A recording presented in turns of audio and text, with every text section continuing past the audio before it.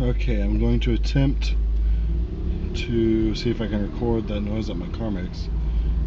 Just had my lower control arms replaced, just had alignment done, and it's making this really weird popping sound.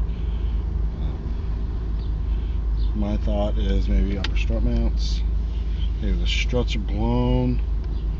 I'm not sure. You'll hear it's kind of like a popping. So right up here at this.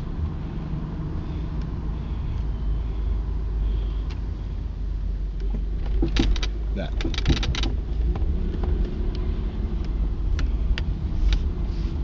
So, if anyone has any ideas, let me know.